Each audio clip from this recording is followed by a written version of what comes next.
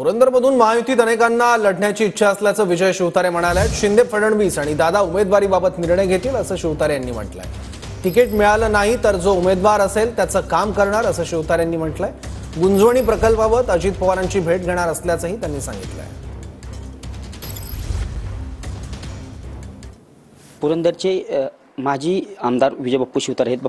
महायुतीतून अनेक दावे प्रतिदावे केले जात आहेत की आम्ही निवडणूक लढवणार। एकंदरीत काय परिस्थिती असेल पुरंदरसाठी? महायुतीत 3 पक्ष आहेत आणि तिन्ही पक्षाच्या कार्यकर्त्यांना जे लोक काम करतात त्या प्रत्येक कार्यकर्त्याला मला आमदारकी द्या मागण्याचा अधिकृत अधिकार आहे।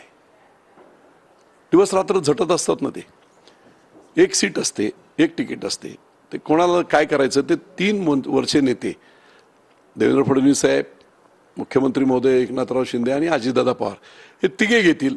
त्याच्यात काय असतील तर वरिष्ठ नेते दिल्लीतले तेही त्यांच्यात मार्गदर्शन करतील। कदाचित उद्या असं काय झालं आणि त्यांना मिळालं मी काम करेल महायुतीचं काम म्हणून।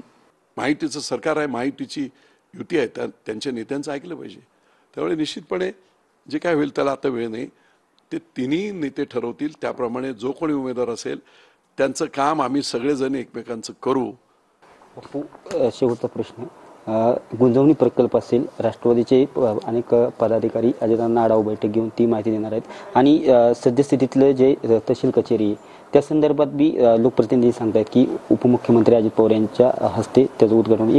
एक प्रकारे हे श्रेयवाद महायुतीत असून श्रेयवादाचं श्रेयवाद नाही, इमारत कोणी कंप्लीट केली? विजय बाप्पू शिवतारे इमारत कंप्लीट करून साधं काम होतं। महाविकास आघाडीचं सरकार होतं 3 वर्ष, का नाही तुम्ही फर्निचरचे पैसे? आजही फर्निचर पूर्ण झालेलं नाही।